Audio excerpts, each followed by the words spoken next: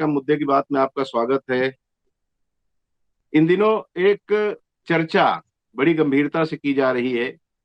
वो चर्चा है श्री रामचरित मानस में कुछ चौपाइयों को लेकर कुछ लोगों ने आपत्ति जताई। इस पर चर्चा चल ही रही थी कि मोहन भागवत जी ने, जो राष्ट्रीय स्वयंसेवक संघ के प्रमुख हैं, उन्होंने एक बात कह दी पंडितों को लेकर। ये दोनों विषय ऐसे हैं जिस पर अब हर व्यक्ति जो जहां जिस स्तर पर है, जो भी समय उसके पास अपने दैनंदिन जीवन से निकल पाता है, जो उसकी रोजमर्रा की जरूरतें हैं उसको पूर्ण करने के बाद जो समय रहता है, उसमें उसकी चर्चा जरूर करता है। हम लोग पढ़ा करते हैं या सुना करते हैं कि पहले जब श्रुति थी तो उस समय से, यानी त्रेता युग से राम कथा लोग कहते सुनते आ रहे हैं। कालांतर में जब लिपि आई और जब कागज का या लिखने का क्रम शुरू हुआ, तो ये माना जाता है कि वाल्मीकि जी आदि कवि थे, उन्होंने रामायण की रचना की जो संस्कृत में थी। फिर उसके बाद एक समय ऐसा आया कलयुग में, जब तुलसीदास जी ने रामायण से कुछ उदाहरण लेते हुए, रामायण की कथा से काफी कुछ प्राप्त करते हुए, उन्होंने श्री रामचरितमानस की रचना की। और फिर इसी कालखंड में कहा जाता है कि ऋषि कंब ने अध्यात्म रामायण लिखी, जो साउथ में, दक्षिण भारत में लिखी गई। ये तीन रामायण है जिस पर ज्यादा चर्चा होती है, ज्यादा पढ़ा लिखा जाता है और एथेंटिक माना जाता है। रामचरितमानस चूंकि अवधि में है, बहुत सहज ढंग से पहली दूसरी पढ़ा हुआ भी समझ जाता है, इसलिए ये घर घर गाई भी जाती है, इस पर खूब कथाएं होती हैं और उनकी हर चौपाई पर मीमांसा अपने अपने ढंग से की जाने लगी है। पिछले दिनों आप सबको याद होगा, बिहार के एक मंत्री ने, शिक्षा मंत्री ने, चंद्रशेखर ने कुछ कहा। उसके बाद उत्तर प्रदेश के पूर्व मंत्री और वर्तमान में एक बड़ी पार्टी के महामंत्री स्वामी प्रसाद मौर्य ने कुछ कह दिया। और उसके बाद जैसे मैंने आपको बताया कि मोहन भागवत जी ने भी कुछ टिप्पणी कर दी। चर्चाएं खूब हो रही हैं और इसमें जिन चौपाइयों को लेकर चर्चा हो रही है उसके कई अर्थ निकाले जा रहे हैं। सवाल यह उठता है कि तुलसीदास जी के बारे में जो ये कहा जाता है कि वो रामायण, उन्होंने श्री रामचरितमानस की रचना जब शुरू की तो हनुमान जी उनके उनके समक्ष प्रस्तुत हो गए थे, फिर राम जी से उनकी मुलाकात हुई। एक दोहा भी ना है ना, चित्रकूट के घाट पर भय संतन की भीड़, तुलसीदास चंदन घिसे तिलक देत रघुवीर। यानी भगवान श्री राम उनके समक्ष स्वयं प्रस्तुत हुए थे बालक के रूप में, ऐसा उनकी जीवनी में कहा जाता है। तुलसीदास जी एक महान कवि थे, या जातिवादी व्यवस्था को कवित्व के सहारे आगे बढ़ाने में उनकी भूमिका रही। आज हमारा यही विषय है और इस विषय पर चर्चा के लिए हमारे साथ स्क्रीन पर आपको दिख रहे होंगे डॉक्टर माणिक विश्वकर्मा नौरंग जी। आप छत्तीसगढ़ के ही नहीं बल्कि अखंड मध्य प्रदेश या आसपास के हिंदी भाषी राज्यों में बड़े अदब से सुने जाते हैं, पढ़े जाते हैं। बलदाऊ राम साहू जी, आप बिलासपुर से हैं। आप बाल साहित्यकार हैं और वरिष्ठ बाल साहित्यकार के रूप में आपको स्मरण किया जाता है। आपका कृतित्व जो है, आपने जो लिखा है, जो रचना की है, उसको बच्चे पढ़ते हैं और अपने जीवन में उसको धारण करते हैं। और तीसरे हमारे मेहमान हैं प्रोफेसर रंजन यादव जी। आप खैरागढ़ में शिक्षा प्रदान कर रहे हैं, साहित्यकार हैं और मानस मर्मज्ञ भी हैं। यानी समग्र रूप से तीनों महानुभाव जो आज हमारे साथ इस चर्चा में शामिल हैं, वो अपने अपने क्षेत्र में तो माहिर हैं ही, दूसरे क्षेत्रों में भी उनकी अच्छी खासी दखल है। आप सबों का इस कार्यक्रम में स्वागत है। माणिक जी, मैं आपसे बात शुरू करता हूं। पहले जब ये चर्चा होती है और तमाम चौपाइयों का उदाहरण दिया जाता है कि ये देखिए, ये चौपाइयां हैं जो ये साबित करती हैं कि तुलसीदास जी जातिवादी थे। उन्होंने शूद्रों के बारे में कह दिया, नारियों के बारे में कह दिया, पशु के बारे में, जिसमें गाय है हमारी माता कही जाती है, उसके बारे में ऐसी बातें कह दी हैं। ये सब तमाम बातों पे तमाम बातें हम लोग सुन रहे हैं। क्योंकि आप गजल गो हैं और भी विधाओं में लिखते हैं, क्या तुलसीदास को एक ऐसा कवि मान लिया जाए जिसको भगवान राम ने दर्शन दिया और उनकी प्रेरणा से, हनुमान जी की प्रेरणा से उन्होंने जो कुछ लिखा है उसमें कहीं कोई गुंजाइश है? पहली चीज तो ये कि उनको आप महान कवि मानते हैं या एक जैसे, हालांकि उन्होंने कहा है स्वांतः सुखाय के लिए मैं लिख रहा हूं, लेकिन आप क्या मानते हैं उनके ऊपर जो अभी आक्रमण हो रहा है, ये आक्रमण उचित है क्या एक कवि के ऊपर? सब एशियन के सभी दर्शकों को मेरा हार्दिक अभिवादन। कमलेश जी, आपने बड़ा अच्छा विषय उठाया है। मैं तुलसीदास जी को महान कवि तो मानता ही मानता हूँ, युग प्रणेता भी मानता हूँ। होता क्या है कि अगर हम दृष्टि डालें तो रामचरितमानस में 10,902 चौपाइयां हैं जी। 2024 में चुनाव होने को है, और आज का साम दंड भेद जितने भी बयान दिए जा रहे हैं सब चुनाव से संबंधित है, ऐसा मैं देखता हूं। ढोल गवार शूद्र पशु नारी ये सब ताड़न के अधिकारी, या ये कहें कि पूज ही विप्र सकल गुणहीना शूद्र न पूजो वेद प्रवीणा, ये दो हमारे यहाँ चौपाइयां हैं। इसका उदाहरण देके जगह जगह किस्म किस्म की बातें हो रही हैं। तो जी जी। मेरा ये कहने का आशा है, क्या तुलसीदास जी द्वारा जो और भी चौपाइयां लिखी गई उस पर दृष्टि क्यों नहीं डाली गई, जिसमें साफ साफ लिखा गया है कि परहित सरिस धर्म नहीं बाई पर पीड़ा सब नहीं अधमाई। बहुत सी बातें उन्होंने लिखा है कि दया धर्म का मूल है, पाप मूल अभिमान, तुलसी दया न छोड़िए जब तक घट में प्राण। तो होता क्या है, हम किसी एक बात को पकड़ लेते हैं और पकड़ लेकर उसका क्या होता है कि अपने, होता क्या, राजनीति में स्वार्थ सर्वोपरि होता है और धर्म में परहित की भावना सर्वोपरि होती है। सबने लिखा है, कबीर दास जी ने लिखा है, वेद व्यास जी ने लिखा है परहित के बारे में। तो ये जो मैं देखता हूं कि ये जितने लोग, चाहे चंद्रशेखर शिक्षा मंत्री ने अपना बयान दिया हो या स्वामी मौर्य ने दिया है, और इसी परिप्रेक्ष्य में जो भागवत जी ने जो कहा है, भागवत जी के कहने के बाद स्पष्टीकरण आया है कि उन्होंने पंडितों से, उनका कहने का आशय पंडित ना होकर विद्वानों से था। तो अलग अलग सब व्याख्या की जा रही है। तो मेरा मानना है कि राजनीति में धर्म को नहीं लाना चाहिए, धर्म को अलग और राजनीति को अलग रखना चाहिए। जी जी, बिल्कुल बिल्कुल। ये दोनों चीजें अलग हैं, लेकिन उसको एक साथ जोड़ करके राजनेता अपनी राजनीति किया करते हैं। बलदाऊ भैया, मैं जब रामचरितमानस की जो चौपाइयां, जैसे दो का तो आपने उदाहरण दिया, पढ़ा भी आपने, और एक चौपाई उसमें अधम जाति में विद्या पाए भयहु जथा अहिगन क्या अहिदूत पियाए, और एक चौपाई उनकी और है, जे वर्णागत तेल कुम्हारा स्वपच किरात कोल कलवारा नारी मुई गृह संपत्ति नासी मूड मुड़ाए हो ही सन्यासी। इसका भी बड़ा उल्लेख हो रहा है। अब ये जब उल्लेख करने वाले लोग, अब उसमें अलग अलग ढंग के हैं। कुछ लोग तो जो तुलसीदास जी को महान कवि मानते हैं, युग प्रणेता मानते हैं, जैसा माणिक भैया ने कहा, और कुछ लोग ऐसे हैं जो इसमें जातिवाद को प्रश्रय देना या अपनी बात के जरिए अपने जात के लोगों को हमेशा के लिए जीविकोपार्जन की व्यवस्था कर देने वाला मानते हैं। तो अलग अलग मीमांसा करने बैठ जाते हैं। वो लोग संदर्भ नहीं देखते कई बार कि कहा किसने कहा है, क्यों कहा है, आगे पीछे वाला भी। जैसे कहावत है ना, बुजुर्ग लोग सुनाते हैं किस्सा, अरे बोले मैं इतना बड़ा मुर्गा देखा हूं, बोले इतना बड़ा तो होते नहीं, तो बोले दूसरा हाथ तो लगाने दो, तो यहाँ दूसरा हाथ ही नहीं लगाने देते, तो वो अपने ढंग से अर्थ निकाल लेते हैं। तो ये जो इस तरह की चीजें कही गई हैं, स्वाभाविक है कि वो उस कालखंड में सही रही होगी, लेकिन आज इस पर मीमांसा जो की जा रही अपने अपने नजरिए से, क्या ये उचित जान पड़ता है? आप एक साहित्यकार के रूप में इसको देखते हैं तो।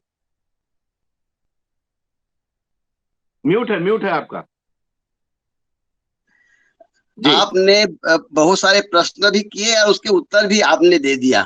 वास्तव में तुलसीदास जी समाज दृष्टा थे, और रचनाकार जो होता है अपने काल को जीता है। तो उस काल की व्यवस्था क्या रही होगी, क्या परिस्थितियां रही होगी और किस संदर्भ में कहा गया, उसको जानना। और एक बात है, जाकी रही भावना जैसी प्रभु मूरत देखे तीन तेसी। फिर तुलसीदास जी ने ये भी तो कहा, इसको लोग क्यों नहीं मानते, जड़ चेतन जग जीव जल सकल राम में जानी, और बंदों सबके पद कमल सदा जोर जुग पानी, और देव दनुज नर नाग खग और प्रेत पितर गंधर्व बंदों के किन्नर रजनीचर कृपा करूं सब कर। तो उन्होंने तो नर को, दानव को, राक्षसों को सबकी वंदना कर, दुष्टों की वंदना कर दी। तो हमको तो रामचरितमानस को किसी एक प्रसंग या किसी एक दोहा या किसी एक चौपाई के संदर्भ में नहीं देखना चाहिए। रामचरितमानस को समग्र में देखने की आवश्यकता है। यदि जब हम समग्र में देखेंगे तो रामचरितमानस हमें समाज शास्त्र भी लगता है, हमें शिक्षा शास्त्र भी लगता है, हमें राजनीतिक शास्त्र भी लगता है, हमें अध्यात्म शास्त्र भी लगता है, हमें दर्शन शास्त्र भी लगता है।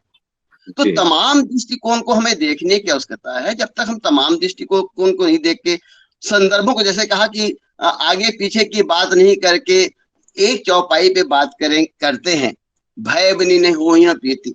अब भय बनी नहीं हो ही प्रीति कहा तो क्यों कहा तुलसीदास जी ने, इसका उल्लेख क्यों किया, इसको भी तो हमको समझना पड़ेगा।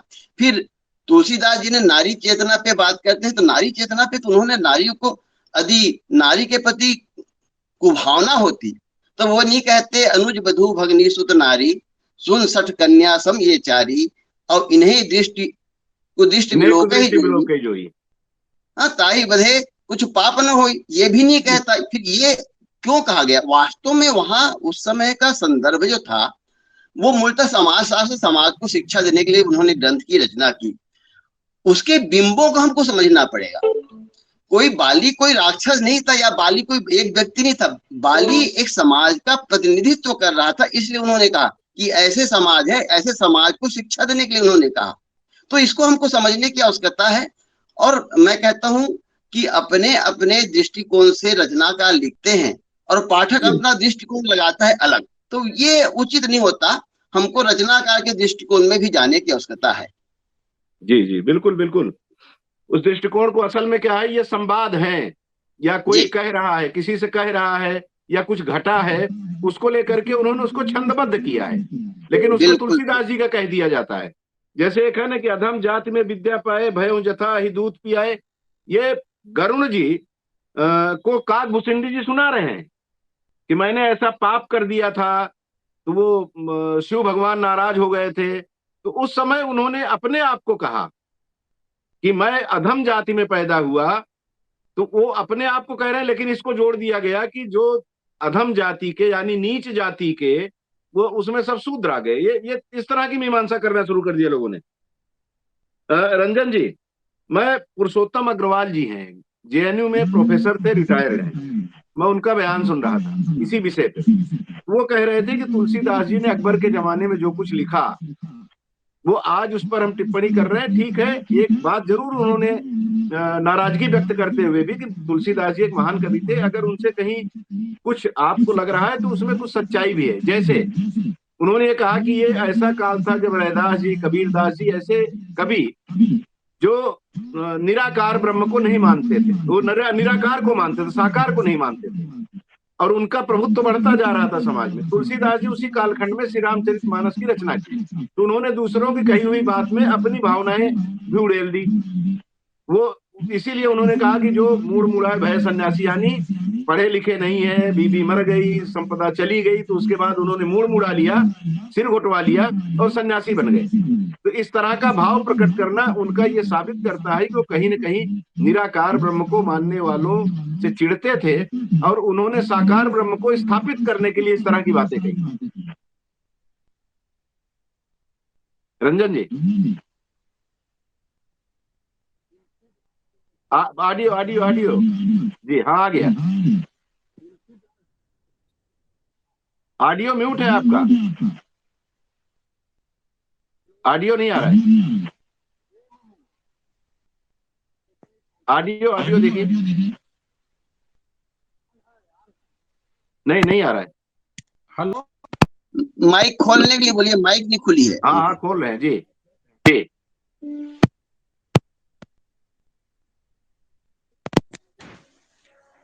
हेलो, हाँ कहिए। दोहावली में तुलसीदास जी ने स्वयं कहा है जी, ही अनिर्गुण नयनन सगुण रसना ललित सुनाम मनहु पुरट संपुट लसत तुलसी ललित ललाम। जी, मेरे हृदय में निर्गुण है, आंखों में सगुन है, और जिह्वा में राम का नाम है। क्योंकि सगुन का गान कर रहे हैं, यदि आंख नहीं देखेगी तो आंख की सत्ता तिरोहित हो जाएगी। तुलसी के यदि व्यक्तिगत कहा जाए तो राम निर्गुण ही है, पर तुमको सगुन का गान करना था। जिस आदरणीय पुरुषोत्तम अग्रवाल जी की आप बात कर रहे हैं कि जो कम्युनिज्म के फ्रेम लेके हिंदुस्तान के मानस को देखना चाहेंगे वो देख ही नहीं पाएंगे। तुलसीदास जी उस परंपरा का पालन कर रहे थे, निर्गुण और सगुन का दोनों का। कबीर दास की तरह उन्होंने एक बार भी खंडन नहीं किया सगुन का, बल्कि उन्होंने सगुण का मंडन किया और निर्गुण के लिए उन्होंने उत्तर दिया कि जब भी भक्तों की आवश्यकता हुई निर्गुण निराकार नहीं आए। प्रीत बदौ पहलाद ही को जिन पाहन ते प्रभु काढ़ लियो, ये उन्होंने कहा। प्रीत प्रतीत बड़ी तुलसी, उत्तर यह दिया निर्गुणियों को कि यदि प्रीत हो प्रतीत हो तो पत्थर से भी परमात्मा प्रकट हो सकते हैं। बताइए किसके रक्षा के लिए निर्गुण आए? प्रहलाद के रक्षा के लिए निर्गुण आए क्या? तो वो कवितावली में वो उत्तर देते रहे। पहले मैं इस बात पे आ रहा हूं कि तुलसीदास जी को यदि हम साहित्यिक दृष्टि से देखें, जिस अग्रवाल साहब ने अकबर कालीन बात की, तो ग्रियर्सन साहब और ग्रिफिथ साहब अंग्रेज विद्वान हुए, उन लोगों का कथन है कि 16वीं सदी के हिंदुस्तान में 2 सम्राट हुए। एक का शासन लोगों के तन पर था, एक का शासन लोगों के मन पर था। पर ये जो तन का जो राजा है उनका साम्राज्य नष्ट हो जाएगा, और मन का जो शासक है, हृदय का जो शासक है, वो उनका साम्राज्य नष्ट नहीं होगा। और ये दोनों सम्राट थे परस्पर, अकबर और तुलसी। तुलसीदास जी ने अपने युग में जो देखा सो गान किया। उनके शब्द भंडारण की क्षमता 24,000 शब्दों की थी। शेक्सपियर की 16,000, मिल्टन के 8,000, दोनों मिलकर बराबरी में जाते हैं। और जब वो रचना ये करते हैं कि नाना पुराण निगमागम सम्मतम यद रामायणे निगदितम क्वचिदन्य तो भी कहते हैं, तो हिंदी के जो 17 रूप प्राकृत है, एक प्राकृत के 5 रूप, 5 प्राकृत के रूप के आज जो 17 बोलियां हैं, उन सबको उठाते हैं। तो ऐसे शब्द भंडारण वाले, आगे आऊंगा मैं ताड़ना पर आपने कमलेश जी जो कहा, पूजा ही विप्रशील गुण ही ना, विप्र के 9 गुण होते हैं। यदि वो 0 में है, माइनस नहीं कहा, समझने की बात है।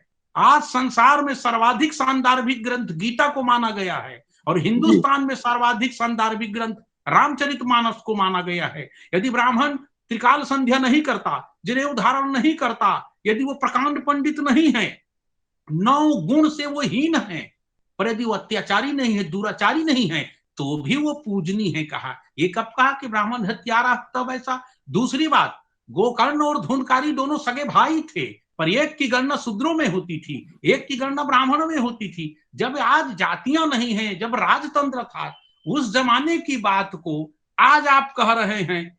चाणक्य नीति में प्रसंग आया है, लाल्यति पंचवर्षाणी 10 वर्षाणी ताड़्य। ताड़ने का क्या मतलब है?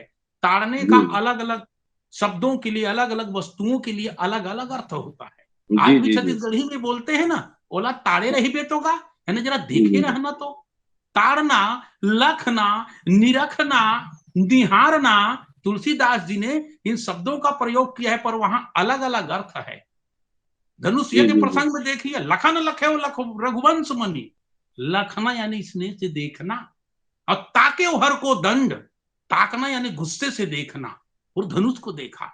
पर इतने शब्द भंडारण वाले संस्कृत के प्रकांड पंडित, प्राकृतिक भाषा को जानने वाले इतने प्राकृत को तो बिना समझे कहीं के सिर कहीं का रोड़ा।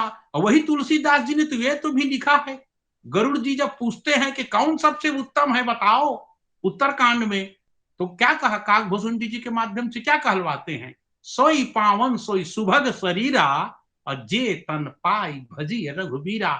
वहां तो चिड़ई चुरुंग से लेकर कोई वर्ण की बात ही नहीं की गई है।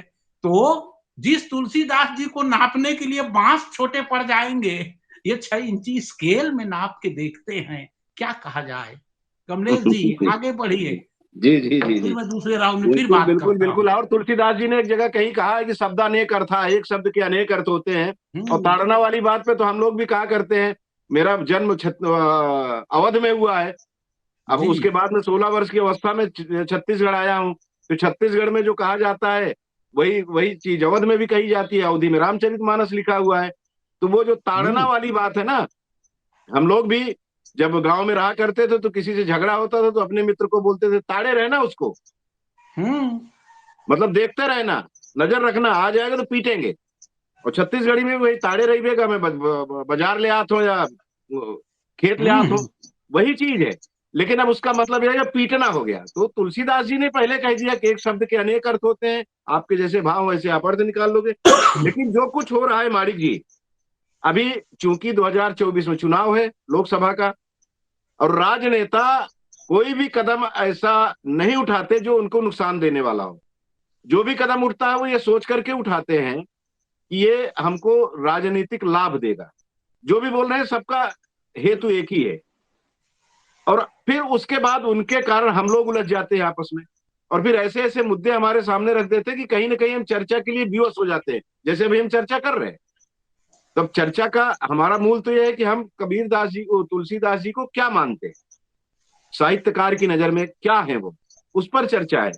लेकिन आम आदमी की दृष्टि तो कुछ और हो जाती है। वो तो अपने लाभ हानि के हिसाब से, जैसे राजनेता सोचता है वैसे उसकी चमचेगिरी करने उतर जाता है। तो आखिर राजनेताओं को ईश्वर कब सद्बुद्धि देंगे कि आपके लिए बहुत सारे विषय हैं लड़ने को जी, कम से कम धर्म ग्रंथों को तो छोड़ दीजिए। सही कह रहे हैं आप। मैं शुरू में ही कहा था, क्या होता है देश में समस्याओं का अंबार है इस समय। कौन नहीं जानता कि हम बेरोजगारी से जूझ रहे हैं, भ्रष्टाचार से जूझ रहे हैं। होता क्या है, इससे भी इनकार नहीं किया जा सकता कि अत्याचार शोषण हमारे देश में पहले भी हुआ है, आज भी हो रहा है। महिलाएं प्रताड़ित होती है, ये सबको पता है। आज भी छुआछूत कायम है, ये भी अच्छी तरह से हमको मालूम है। तो होता क्या है कि जो भी अन्याय हो रहा है, अच्छा इसमें एक धर्म यानी विशेष धर्म के लोगों के द्वारा जो अन्याय होता रहा है, तो उसको लेकर पूरे के पूरे ग्रंथ को नकारा नहीं जा सकता। आजकल होता क्या, आड़ ले लिया करते हैं कि उसको लाके रामचरितमानस से जोड़ दिया गया। होता है एक शब्द के कई अर्थ निकलते हैं, विश्लेषण किया जा चुका है, स्पष्टीकरण आ चुका है कि जो बोला गया है उसके अलग अर्थ निकलते हैं करके। क्योंकि ये जो भागवत जी ने कहा उसका भी बोला गया कि उन्होंने पंडित की जगह नहीं विद्वानों के बारे में कहा है। तुलसीदास जी के बारे में कहा गया कि उन्होंने कुछ और बातें कही, आपने अलग अर्थ निकाल दिया। नारी को नारी कर दिया गया, शुद्ध को शूद्र कर दिया गया। तो ये जरूर स्पष्टीकरण आ गया, लेकिन कौन समझाएगा। आजकल आपको जानते हैं जातिगत राजनीति इस कदर हावी है कि जाति के आधार पर टिकट बांटे जाते हैं, जाति के आधार पर वोट मांगे जाते हैं। तो ये एक अच्छा संकेत नहीं है प्रजातंत्र के लिए। ये पिछले सदी की ही बात है कि अम्बेडकर जी को स्वयं को झेलना पड़ा। जितनी प्रताड़ना वो झेले शायद ही किसी ने झेला होगा। उसी का अंजाम था कि वो पढ़ लिख कर इतने बड़े मतलब वकील हुए और संविधान के निर्माता बने। भागवत जी ने एक बात और कहा है कि हर गणतंत्र दिवस में अम्बेडकर जी द्वारा जो लिखा गया उसे जरूर पढ़ना चाहिए कि अब वो पहले जैसी बात नहीं रही, सब स्वतंत्र है। तो अभी देश में हमारा संविधान तो कहता है कि हम में कोई ऊंच नीच नहीं है, किसी के अंदर हम भेदभाव नहीं रखते, लेकिन रूट लेवल पर यह दिखाई नहीं देता है। शोषण आज भी प्रेमचंद जैसे कथाकार उपन्यासकार ने तमाम उनकी जो कहानियां है उपन्यास है शोषण की गाथाओं से भरी पड़ी हुई है। आज भी जितने हम नवगीत देखते हैं जो भी लिखे जा रहे हैं सब शोषण की गाथा लिखते थे। क्यों आज का कवि क्यों लिखने के लिए विवश है शोषण के बारे में? क्योंकि शोषण हो रहा है, आज अत्याचार हो रहा है, भ्रष्टाचार हो रहा है, लेकिन धर्म को आड़ में लेकर इस पर लांछन लगाना ठीक नहीं है। नेता चाहे तो इसको सीधे मुद्दा बना के एक दूसरे से राजनीति कहती है कि आप मुद्दा आधारित राजनीति करें, राज में राज की नीति होती है, ठीक है, लेकिन उसमें ऐसा नहीं है कि अगर हम बाइबिल किसी भी धर्म में नहीं लिखा है कि अत्याचार करो, कत्ल करो, सब एकता का संदेश देते हैं। सत्य एक ही बात। अगर सनातन संस्कृति में हम झांकते हैं तो उसमें 4 सिद्धांत दिए गए हैं। समूचा विश्व एक परिवार है, सत्य एक है, और सभी सुखी रहे, और जो पिंड है वही ब्रह्मांड है करके। तो सारी बातें स्पष्ट है हमारे यहाँ। और होता क्या है, सत्यम शिवम सुंदरम को साकार करना हमारी भारतीय संस्कृति का महत्वपूर्ण कार्य भी रहा है। तो हम सत्य को माने, और बोलते हैं ना कि बेवजह हम बाल की खाल ना उधेड़े। कबीरदास जी ने बहुत पहले, सालों पहले उन्होंने लिख दिया है। बहुत अच्छा लगता है मुझको उनका लिखा हुआ कि साधु ऐसा चाहिए जैसा सूप सुहाए, सार सार को गई है, थोथा दे उड़ाए जी। सूप की तरह होना चाहिए। आप सार क्यों नहीं ग्रहण करते हैं? आप घर में जब खाना पकाते हैं तो सार को ले लेते हैं, कचरा फेंक देते हैं। तो हो सकता है आपके सोचने में आज से 400-500 साल पहले जो लिखा सोचने में अंतर तो आ ही सकता है। उस समय क्या सोच के लिखा गया, आज क्या सोचकर आप उसका आकलन कर रहे हैं। तो ये जो बातें हैं ये सब निरर्थक बातें हैं। और ये देखिएगा अगले साल चुनाव के बाद सब शांत हो जाएंगे। जो व्यक्ति आज कह रहा है कल वो कमल में बैठा हुआ था, उसके पहले वो हाथी में सवार था, हो सकता है आगे वो फिर पंजाब में चले जाए। तो इन लोगों में कोई भरोसा नहीं है। तो मैं ऐसे लोगों के जो राजनीतिक जो बयानबाजी होती है बहुत ज्यादा महत्व देता नहीं। जी जी जी, बिल्कुल बिल्कुल। बलदाऊ भैया, एक कालखंड ऐसा था कि उसमें बहुत सारे लोग, जो भक्ति काल में बहुत सारे कवियों के नाम आते हैं, पढ़ने को मिलते हैं, लेकिन कुछ कवि ऐसे उनमें रहे जिन्होंने कठोर लिखा, तब भी उनको समाज सुधारक थे, तब भी उनको संत की उपाधि मिली। जैसे कबीरदास जी बहुत कठोर लिखा उन्होंने, मुस्लिमों को, हिंदुओं को, सबको लताड़ा है उन्होंने, लेकिन उनको संत कहा जाता है। उनके अनुयायी आज की तारीख में करोड़ों की तादाद में तो भारत में ही है, बाहर भी उनको मानने वाले लोग हैं। तुलसीदास जी, वो तो संत कहे ही गए, आज भी पूज्य हैं। सूरदास को भी संत कहा गया। ऐसे तमाम लोग रहे जिनको एक संत का खिताब दिया गया है। ये सिर्फ भारत में है, विदेश के किसी भी साहित्यकार को ये सम्मान प्राप्त नहीं है। मैं तो नहीं पढ़ा हूं, आप लोग तो विद्वान हो सकता है आप लोगों ने पढ़ा हो कि किसी राष्ट्र में किसी कविता को या कवि को या साहित्यकार को इतना सम्मान मिला हो जितना सम्मान हमारे यहाँ मिलता हो।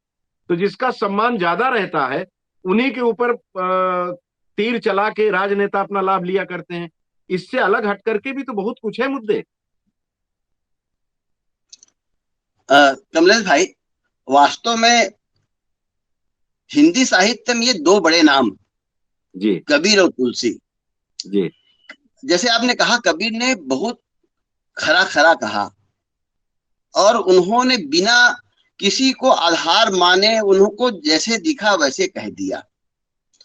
तुलसी ने भी वही किया जो कबीर ने किया, परंतु तुलसी ने एक बड़े फ्रेम को अपने साथ रखा, राम जैसे बड़े व्यक्तित्व को उन्होंने रखा और उसके माध्यम से उन्होंने समाज को शिक्षा दी। वास्तव में अभी जो आज की जो आधुनिकता है ना, आज उत्तर आधुनिक युग कहते हैं, यहाँ विमर्शों का युग चल रहा है। कोई दलित विमर्श पे बात करता है, तो कोई नारी विमर्श पे बात करता है, कोई आदिवासी विमर्श पे बात करता है। तो ऐसे सबके देखने का नजरिया है और ये विमर्श करते हैं और विमर्श को ला देते हैं। यदि मान लो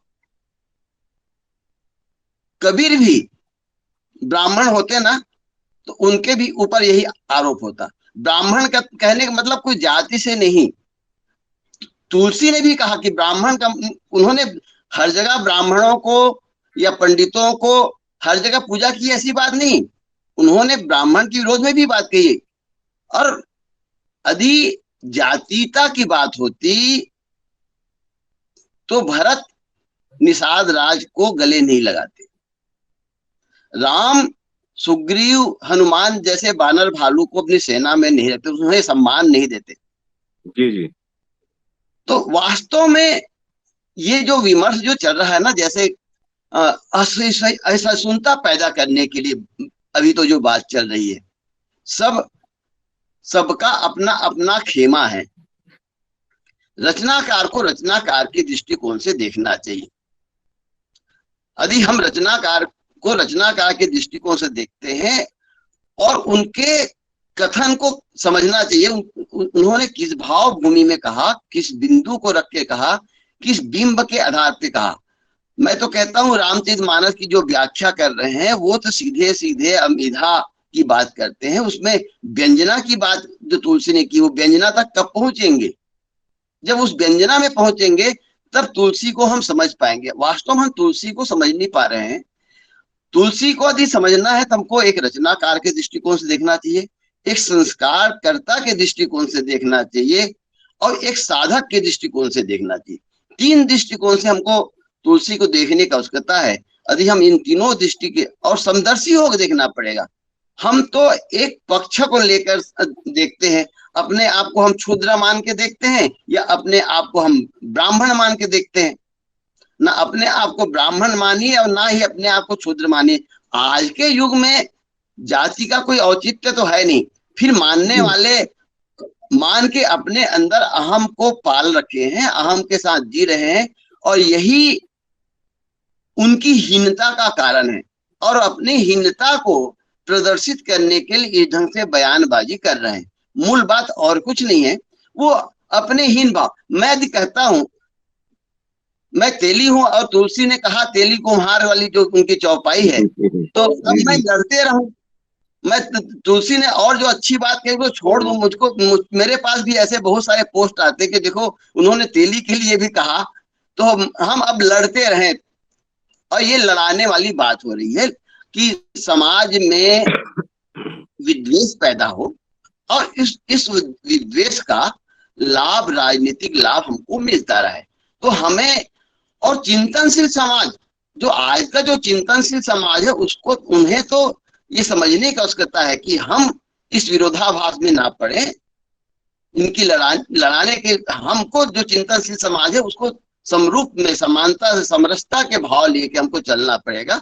ये छोटे बड़े के भाव, ऊंच नीच के भाव, ये हमको आज तो त्यागने का आवश्यकता है। जी जी जी जी जी। लेकिन त्यागते कहाँ है वो, तो फिर जो जिसमें वो लिपटे हुए हैं उसी में बाकी लोगों को भी समेट लिया करते हैं। रंजन जी, परिहास में मैं ही इस बात को कहा करता था जब थोड़ा बहुत ही जानकारी थी, उससे थोड़ी बहुत और बढ़ गई है, अभी भी विद्यार्थी हूँ। हम लोग परिहास में कहा करते थे कि तुलसीदास जी अपने ससुराल गए, उनकी पत्नी ने उनको भगा दिया, तो लौट के आए तो उन्होंने लिख दिया, दीप शिखा सम जुबति तन मन जनि होश पतंग, राम भजहि तज काम मत करऊं सदा सत्संग। यानी आप पत्नी से दूर हो गए तो दुनिया को सीख देने लगे कि सबसे दूर रहो। ये परिहास में कहा जाता है। परिहास में कहते कहते कुछ लोगों ने इस पे टिप्पणी परिहास में की, लेकिन कई लोगों ने उसी को गंभीरता से ले लिया और फिर तुलसीदास जी के ऊपर आरोप लगने लगा कि वो जातिवादी व्यवस्था पर यकीन करते थे और उसी व्यवस्था को आगे बढ़ाया। और कवितावली में मैं पढ़ रहा था एक जगह, कहीं उन्होंने कहा है, बड़ा उनका प्रसिद्ध दोहा है, ये छंद है, धूत कहो अवधूत कहो जुल्हा कहो कोहू, काहू के बेटी से बेटा न ब्याह, काहू की जात बिगाड़म न कोहू। ये बात भी उन्होंने कही, यानी वो खुद ही उसका खंडन कर रहे हैं। लेकिन आज भी हम घसीट करके तुलसीदास जी को, उनके रामचरितमानस को, उनकी विनय पत्रिका को, उनकी कवितावली को कहीं ना कहीं हम उस पर प्रहार करने की कोशिश करते हैं। बस वही कि उसके पीछे राजनीति होती है। हाँ, गीतावली के सबसे आखिरी पद में तुलसीदास जी ने लिखा है, रघुनाथ तुम्हारे चरित मनोहर गावहि सकल अवधवासी, अति उदार अवतार मनुज बपु, धरे ब्रह्म अज अविनाशी। वो निर्गुण ही हैं आप, सगुण रूप धारण किए हैं। आपने जो कहा संत वाली बात, तो वो तो अध्ययन के दृष्टि से जो निर्गुण काव्य धारा के हमारे हुए साधक, उन्हें संत कहने की परंपरा शुरू हुई। और जो सगुनिया हुए संत ये भी हैं, भक्त कबीर भी हैं, संत तुलसी भी हैं, पर एक परंपरा सी चलने के लिए, बाइफरकेट करने के लिए निर्गुणियों को संत उनके आगे और जो सगुनिया है उनके आगे भक्त लगाने की। दूसरी बात, राम कथा जो है, आदि ग्रंथ वाल्मीकि को भले माने गए हैं लिखित परंपरा में, पर वाल्मीकि के पहले भी राम कथा निजंधर में थी। वाल्मीकि तो लिपिबद्ध किए, उसके पहले भी लोक में जो कथा थी, इसीलिए लोक का इन्होंने समर्थन किया। दूसरी बात आपने जो कही कि मूड़ मुड़ाए भय सन्यासी, तो उन्होंने कबीर की परंपरा से प्राप्त किया। उन्होंने अपने आंखों से देखा था कि कैसे बाना पहन के गड़बड़ झाला करते हैं। जैसे कभी कबीर ने वर्णन किया, कनवा फड़ाए जोगी जटवा बढ़ाउले, दाढ़ी बढ़ाए जोगी होई गेरे बकरा, मन न रंगाए रंगाए जोगी कपड़ा, जंगल जाए जोगी धुनिया रमौले, काम जराए जोगी होई गेरे हिजरा, मन न रंगाए। तो मन को रंगने की जो बात करते रहे, मनसा वाचा कर्मणा की बात जो बाबा तुलसी करते रहे हैं, उसमें विभेद नहीं है। विभेद तो कबीर, जातिवाद की जब परंपरा चली तब कबीर को लाके किया, जबकि कबीर ने भी कहा यहाँ कोई जात पात की बात नहीं है। किसी ने पूछा होगा पत्रकारों की तरह, जैसे आज पूछते हैं कितने प्रतिशत तुम्हारे कौन कौन से, तो उन्होंने उत्तर दिया, संतन जातन पूछो निर्गुनिया, साधे बामन, साधे छत्री, साधे जाति बनिया, और साधुन में 36 कौम है, टेढ़ी तेरी पूछनिया। और अंत में सबसे बड़े संत किन्हें कहा, उम्र में रैदास उनसे बड़े रहे होंगे, और साधुन में रैदास बड़े हैं, टेढ़ी तेरी पूछनी अरे संतन, जातन पूछो निर्गुणिय। निर्गुणियों की क्या जात पूछते हो, जो भजेगा, जिसको रामानंद इनके गुरु हुए दोनों के, सगुनियों को निर्गुणियों के, रामानंद ने अलग जगाया, हरि का भजय सो हरि का हुए, जात पात पूछे नहीं कोई। तो रामानंद तो दोनों के गुरु रहे, सगुनियों के भी और निर्गुणियों की। रही बात आज, तो तुलसीदास जी ने अपने समय का वर्णन किया। एक और प्रसंग आता है जी, महावृष्ट चली फूट कुमारी, कियारी जिम स्वतंत्र हो बिगरही नारी। इसको भी कोट कर सकते हैं, विवादित कह सकते हैं, पर उन्होंने उपमान दिया राम ने अब तुलसीदास जी के जमाने में महिलाओं को स्वतंत्रता नहीं थी, घर के चार दीवारी में रहती थी, तो कामकाज कैसे संभाल पाएंगी, वो तब की बात थी। आज तो जिले के कलेक्टर हैं महिला, प्रदेश के मुख्यमंत्री हैं, देश के प्रधानमंत्री हैं, तो क्या गड़बड़ हो रहा है देश क्या? उन्होंने अपने समय के अनुसार वर्णन किया। मैं मानता हूं कि बहुत से कवि अपने युग के अनुसार, परिवेश के अनुसार देखकर वर्णन करते हैं। कुछ सनातन परंपरा की बातें होती हैं, उनका वर्णन करते हैं। तो हमको उस कालखंड को, तब राजतंत्र व्यवस्था थी, आज प्रजातंत्र है। तुलसीदास जी जिस वर्ण व्यवस्था की बात करते रहे, तब जाति की बात नहीं है। आप फ्रेम लेंगे उस जमाने के साचा, अब इसमें नापने की बात करेंगे स्केल लेके, तो गड़बड़ होगा, तो कवि के साथ भी अन्याय होगा, क्योंकि कवि अपने युग के अनुसार वर्णन करता है। मैं भी मानता हूं विनम्रता के साथ कि हर चौपाइयां समय की सीमा को भेद नहीं पाती हैं, कुछ तो समय के साथ आउट ऑफ डेट हो जाती हैं। उसके लिए हमको उस काल के अनुसार व्याख्या करनी होगी। रहीम के एक दोहा है, बिना डुलाए ना मिले ज्यों पंखा की पौन। अब उस जमाने में बिजली के आविष्कार हुए नहीं थे, तो बिना डुलाए पंखा की हवा कैसे पाएंगे? अब आज तो बटन दबाइए, पंखे की हवा पाइए, तो आपको उसको आगे ले जाना पड़ेगा। तो कवि जो कुछ बातें करते हैं, अपने युग के अनुरूप, 2 रुपया 2.5 रुपया में आम बाजार में महिलाएं बिकी जा रही थी, ये तुलसी के जमाने की बात है।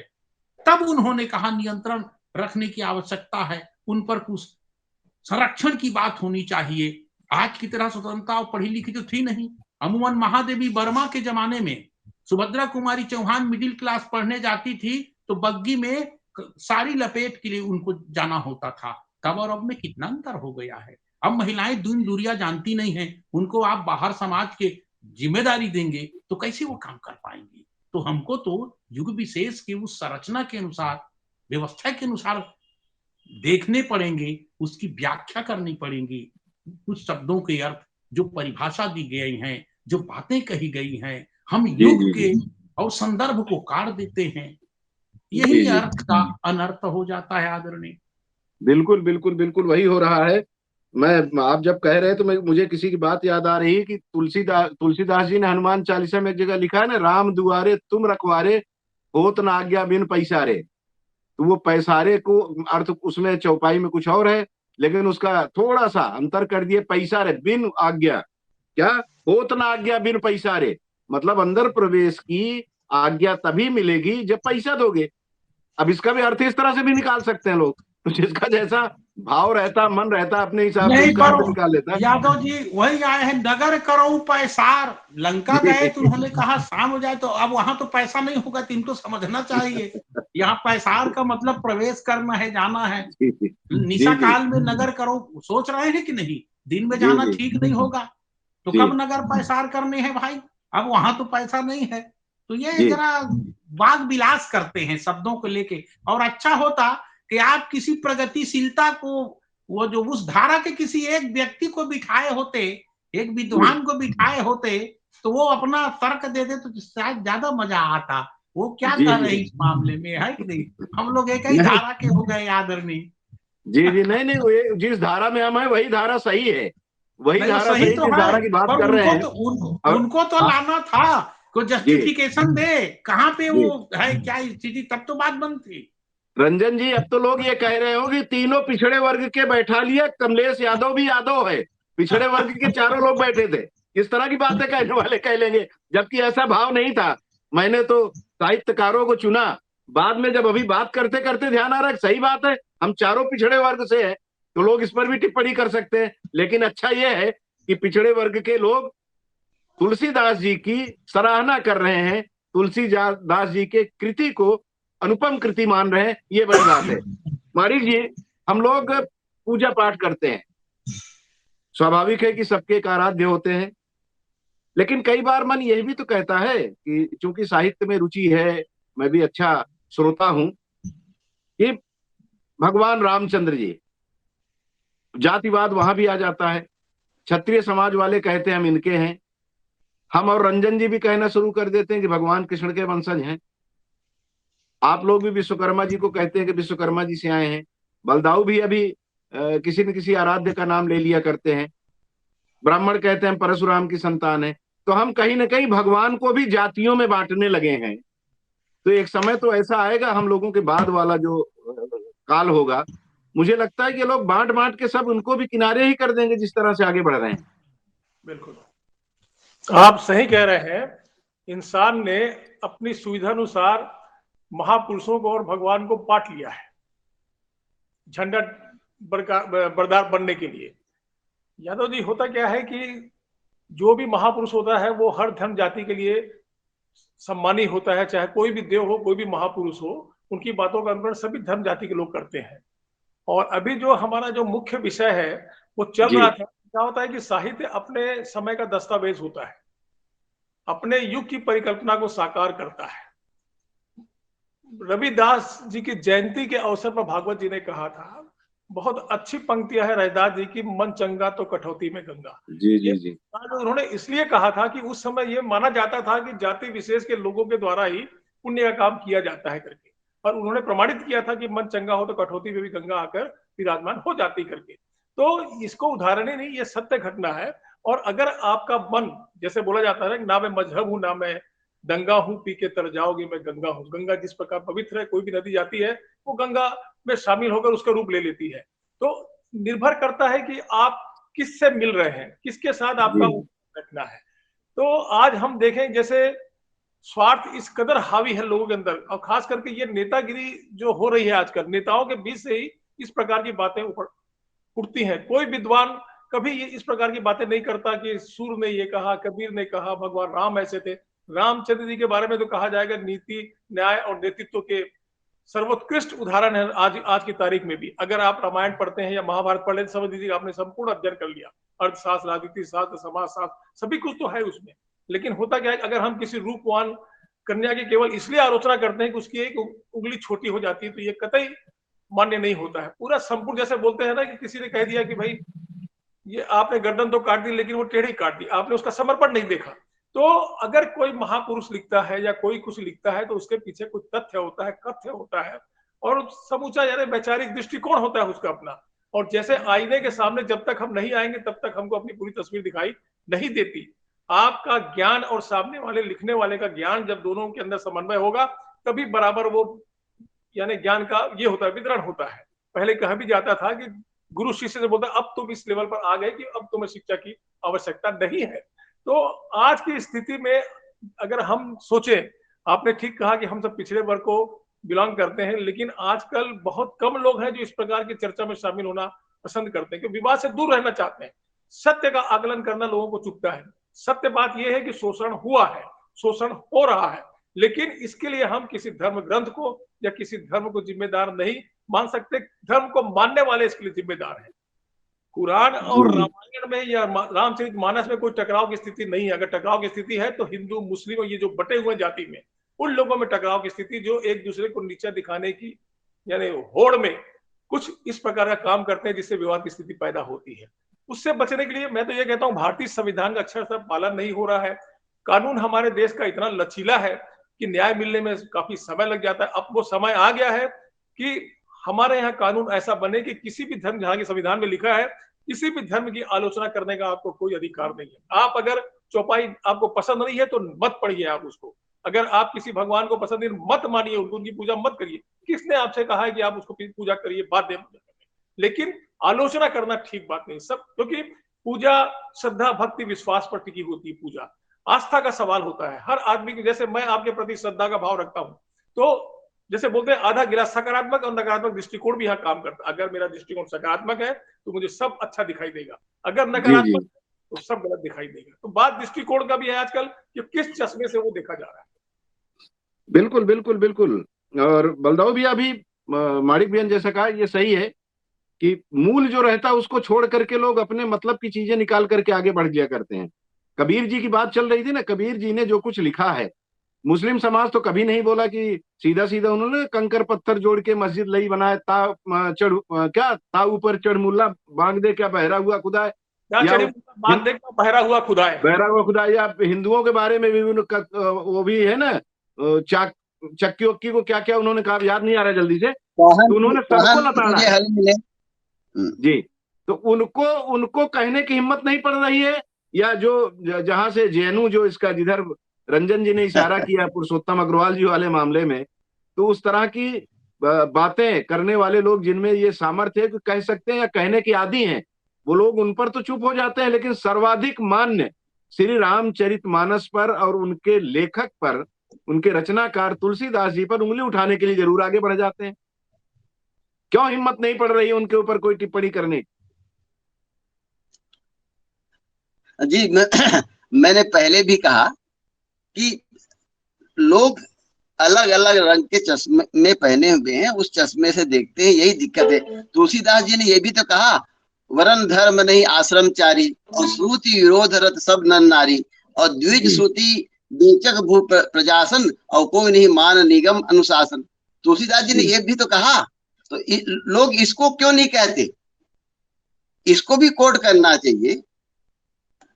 और मिथ्यारंभ दम रत जोई, और ताकू संत कहीं सब कोई, ये भी तो तुलसीदास ने कहा ना, कि उन्होंने, तुलसीदास जी ने भी लताड़ा मारा सोई जा कहूं जोड़ भावा, और पंडित सोड़ जो गाल बजावा, ये भी तो कहा तुलसीदास जी ने। वाह कमलेश भाई, ये कहने का अभिप्राय है, और जिसको टारगेट करना है, जी। आज तो खेमा बन चुका है, और ऐसा नहीं कि पिछड़ा वर्ग या दलित का खेमा है, अगड़ों का भी खेमा है। बिल्कुल बिल्कुल। अब जब आप व्हाट्सएप ग्रुप देखते हैं अलग अलग समुदाय के, तो मुझे तो बड़ा विरक्ति से ही होती है। लोग, आज हम कहते हैं, आज शिक्षा का विस्तार हुआ है, लोग शिक्षित हुए हैं, और शिक्षित होने का अर्थ, अभिप्राय होता है चिंतन का विशाल होना, जी, चिंतन का परिमार्जन। परंतु उल्टा ये लगता है, जब लोग पढ़े लिखे हो रहे हैं और वो ज्यादा कुंठित होते जा रहे हैं, चार शब्द पढ़ क्या लिए अपने आप को पंडित समझ रहे हैं, अपने आप को विद्वान। पंडित का अर्थ विद्वान ही होता है, ब्राह्मण का अर्थ होता है जो ब्रह्म को जानता है वह ब्राह्मण होता है। और इसीलिए अभी आदरणीय राजन जी ने कहा ना, हमारे यहाँ परंपरा रही है संत कहने की, और ये परंपरा को समझना चाहिए। और आज भी विद्वान साहित्यकारों की जिस ढंग से पूजा होती है, आज जो साहित्य लिख रहे हैं, क्या उस साहित्य में बात नहीं है? आज तो किसी दृष्टिकोण को अपने समक्ष रखकर उसी दृष्टिकोण से लिख रहे हैं, एक दृष्टिकोण को लिख रहे हैं। जबकि आदरणीय मानिक भैया ने कहा कि रचनाकार तो समय का पहरुआ होता है, तो वो रचनाकार समय का पहरुआ होता है, तो वो रचनाकार कहाँ देख पा रहा है समय को? वो तो एक दृष्टिकोण को देख रहा है, एक विशेष वर्ग को देख रहा है। और इस ढंग से साहित्यकार जो खेमे में बढ़ गए हैं, जैसे कि आपने जेएनयू की बात किया कि एक वर्ग जो हर अच्छाई में बुराई देखने की उनकी नजरिया है, तो उनके लिए हम क्या कह सकते हैं? और वो तो उसको प्रमोट करना चाह रहे हैं और समाज को बांटना चाह रहे हैं। हम समाज को जोड़ना चाह रहे हैं, और आज समाज को जोड़ने का आवश्यकता है, देश को आगे ले जाने का आवश्यकता है। हम देश की बात करते हैं तो हमको वर्ण, धर्म, जाति पाति, ऊंच नीच तमाम भेदों को समाप्त करके यदि हम समरस समाज की बात करते हैं, हम छत्तीसगढ़ में गुरु घासीदास की पूजा क्यों करते हैं? छत्तीसगढ़ के एक महान संत हुए, जिस ढंग से छत्तीसगढ़ में कबीर के अनुयायी है, उसी प्रकार गुरु घासीदास के अनुयायी, और उन्होंने जितनी बड़ी बात कह दी, तो क्या वो एक समाज के महापुरुष थोड़े हुए? वो सर्व समाज के महापुरुष हुए, और उनके दृष्टिकोण को हमें देखना चाहिए। और हमें समाज को, हम समाज वालों को, समाज के चिंतक को इसको अनुकरण करके नए समाज की रचना करने की आवश्यकता है। एक नया समाज हमको बनाना चाहिए, और वो समाज वर्ण आधारित ना हो, वह समाज जाति आधारित ना हो, तब जाके देश विकास होगा। और हमें देश की चिंतन करना है, हमें समाज के चिंतन करना है, हमें खेमों के चिंतन करने का आवश्यकता नहीं है, हमें किसी एक दृष्टिकोण के चिंतन करने का आवश्यकता नहीं। हमको समरस समाज को कैसे आगे ले जाए, जो देश हित में हो, वो बातें हमें करें। हमें आज भी हम अगले और पिछले की बात करते रहे तो हमारा समाज तो वहीं का वहीं रहा, फिर हम विकसित देश की श्रेणी में कब आएंगे? ये हमको चिंतन करने की आवश्यकता है। बिल्कुल बिल्कुल चिंतन करने का समय है। लेकिन जब हम लोग इसी छत्तीसगढ़ में, मन नहीं हो रहा था कि मैं उधर जाऊं, लेकिन बात होते होते दिमाग में आ गया, तो मन नहीं रोक पा रहा हूं अपने आप को वो जानकारी आप तक पहुंचाने में, याद कराने में। आप लोगों को सबको याद होगा, अभी मुश्किल से 3-4 महीना पहले छत्तीसगढ़ में घटना घटी थी। राजनांदगांव या धमतरी के आसपास की एक कथावाचक है, साहू परिवार समाज से ही है। वो कथा करती हैं, भागवत कथा करती हैं। लेकिन उनके कथा पर कुछ लोगों ने नाराजगी व्यक्त की। मोबाइल पे बाकायदा वो रिकॉर्ड हुआ था, वो रिकॉर्ड आया था, हमने भी उसको, उस समाचार को लगाया था, जिसमें एक पंडित जी उस पर विरोध कर रहे हैं कि आप जिस समाज की हैं आपको भागवत कहने का अधिकार नहीं है। तो वो विदुषी महिला उनको बाकायदा गीता में क्या लिखा है, रामचरितमानस में क्या लिखा है, भगवत की उसमें श्रीमद् भागवत में क्या लिखा है, सब उदाहरण दे रही हो, लेकिन वो मानने को तैयार नहीं। फिर भी आप साहू हो, आपको गीता, मुझे लगता है कि आपको नहीं तो रंजन जी को तो जरूर याद होगा। रंजन जी, ऐसी एक घटना हुई थी, याद है आपको? तो ये आखिर कहीं ना कहीं कुछ लोग अपने एकाधिकार को टूटते हुए जब देखते हैं तो तिलमिला के कहना शुरू कर देते, ये माना जाए, या उसी समाज के कुछ भ्रष्ट बेवकूफ लोग इस तरह की बातें कहते हैं। हाँ, ये अल्पयोग्यता है उनकी, ऐसा कहने वाले को। मुझे भी कई जगह ऑफर मिला था भागवत का, मैंने इसलिए विनम्रता पूर्वक निवेदन किया कि इसके लिए मुझे भगवा पहनना पड़ेगा या ब्रह्मचर्य आश्रम में जाना होगा। पर उदार उन लोगों को दिखानी चाहिए। यदि वेद व्यास जी उनके रोजी रोटी का साधन नहीं बनते, इतने पावरफुल नहीं होते, तो क्योटिन के ही बेटा वो कहे जाते। कौन थे? वाल्मीकि तो उसी वर्ग से आए। जो भी क्रांतिकारी परिवर्तन हुए हैं समाज में या हमारे अध्यात्म के क्षेत्र में, ग्रंथ रचना में, इन्हीं वर्ग के लोग तो आए आगे। वो भंगी वाल्मीकि आए, आदि कवि हो गए। वेद व्यास जी 18 पुराणों की रचना कर गए। और आज के युग में अम्बेडकर आए जो संविधान के निर्माण किए। वो कौन से शाखा प्रशाखा, कौन से वर्ग थे? कौन से वो सांडिल्य या फिर कौन से भारतवासी गोत्र से आए रहे होंगे? तो छत्तीसगढ़ में ये ज्यादा है, दुर्भावना है।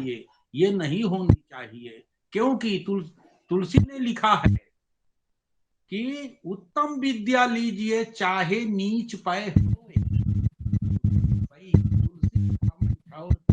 कंचन तजय न कोय। और दूसरा लिखे हैं, तुलसी भगति सुपच भलो। भक्ति के क्षेत्र में कोई छोटा बड़ा नहीं। भजे राइन दिन राम, ऊंचे कुल के ही काम को, जहां न हरि को नाम। ये बात मैं बता दूं आज के समाज की। आजादी के आंदोलन के दौरान यदि कोई महाकाव्य रहा होगा जो सक्रिय रहा, क्रांतिकारियों के मुख से जिनकी चौपाइयां निकलती रही हों, ये रामचरितमानस है। क्रांति कुमार भारती वो मानस की चौपाई उन पर प्रवचन करके जन जागरण करते थे। पृथ्वीराज सहगल, चंद्रशेखर आजाद जब इलाहाबाद के अल्फ्रेड पार्क में घिर गए थे अंग्रेजों के द्वारा, तो उन्हें सरेंडर करने के लिए कहा गया। भगवान दास उनके साथी ने लिखा है, 89 गोलियां थी उनके पास, 88 गोली वो दागते रहे। और रामचरितमानस के वो सुबाहु ने जो प्रस्ताव राम को भेजा था, वहां की चौपाई पढ़ पढ़ के दागते रहे। हम छत्री मृगिया बनकर ही, तुम सन खल मृग खोजत फिर ही, रिपु बलवंत देख नहीं डरही, एक बार कालहु सन लड़ी। जो अंग्रेजों के द्वारा बलात् ले गए थे जावा से लेकर के देशों में, वो क्या ले गए थे अपने साथ? रामचरितमानस की जीर्ण शीर्ण पोथी ले गए थे। 7 समंदर पार उनको जब कोई रास्ता नहीं सूझता था, ढिबरी में वही रामचरितमानस की पोथी को निकाल करके दीन दयाल विरद संभारी, हरहु नाम संकट भारी के पाठ करते थे। और आज कई देशों के वे प्रमुख बन गए हैं। केवल मलेशिया से लेकर के और जितने देश, आजकल अमेरिका में, इंग्लैंड में सुनक जी जो बन गए हैं, ये कौन लोग गए थे? और बहुत बड़ा योगदान रहा रामचरित मानस का। डॉक्टर राम मनोहर लोहिया से बड़े समाजवादी हिंदुस्तान में नहीं हुए। वो राम मनोहर लोहिया चित्रकूट में रामायण मेला आयोजित करवाते थे और वो कहते थे, राम ने उत्तर से दक्षिण को जोड़ा तो कृष्ण ने पश्चिम से पूरब को जोड़ा। तो बीच देश से शिव जी हैं, महराब की तरह हैं। क्या अवर्ण क्या सवर्ण, तो उनसे सीख लेनी चाहिए। दूसरी बात, जिन कबीर को कोट करते हैं अपनी रुचि के अनुसार सेलेक्टेड प्रसंग और पंक्तियों को लेके, हिम्मत है तो कहे न, कबीर ने कहा था कि दिन में रोजा रखत हैं, रात हनत हैं गाय, ये तो खून वो बंदगी, क्या खुशी भया खुदाए। यदि माई के पूत हैं तो बोल के देखें, या फिर और दूसरे धर्म में क्या नहीं है अराजकता, कहीं और के बारे में बोल के देखें।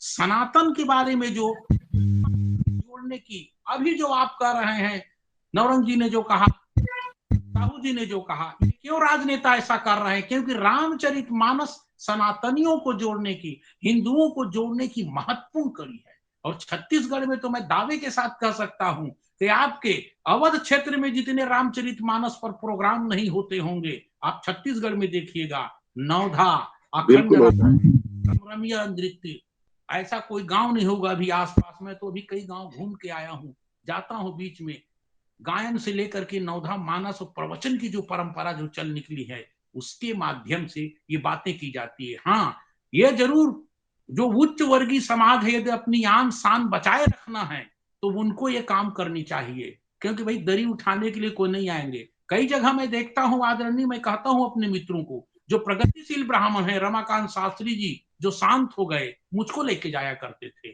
आप कार्यक्रम में केवल मंच पर ही आसीन होने के लिए, चाहे योग्य हो या कम योग्य हो, दूसरे वर्ग के लोग जो इस पर बोलते हैं, तैयारी से बोलते हैं, उनको भी वो स्थान दीजिए। वो नहीं चाहते, वहां इच्छुक नहीं है, और समाज में समरसता लाने की जिम्मेदारी आपकी है।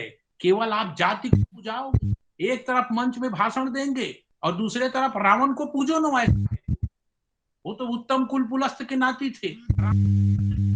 रावण सोने के लंका में रहते थे, राम ईंट पत्थर के मकान में रहते थे, सब विधि से दूसरे थे। कर्म की हम पूजा करते हैं, न कि जात पात कुल धर्म बड़ाई, धन बल परिजन गुण चतुराई। एक तरफ आप वहां व्याख्या करते हो और दूसरी तरफ ऊंच नीच की बात करते हो, ये पाखंडता अब नहीं चलेगी। वनवासी राम की कथा कहने के लिए ये दूर दूर की जो बात करते हैं, ये मामला गड़बड़ है। इसीलिए मैं अक्सर कहता हूँ, किसी कवि की पंक्ति है, भाई राम नहीं मोहताज किसी के झंडों के, जो आज बांट रहे हैं मानीपुरी जी जो कह रहे थे, राम नहीं मोहताज किसी के झंडों के, साधु संतों सन्यासी या पंडों के, राम मिलेंगे चित्रकूट के छांव में, राम मिलेंगे अंगद वाले पांव में, राम मिले हैं वचन निभाती आयु को, राम मिले घायल पड़े जटायु को, राम मिलेंगे मर्यादा, राम मिले हैं हनुमान के सीने में, राम नहीं मिलते मंदिर के फेरों में, राम मिले सबरी के जूठे बेरों में। यदि हम मंदिर के फेरे की बात करते हैं, हम विरोध नहीं कर रहे हैं, सबरी के जूठे बेर की बात करते, कबीर ने भी गाया है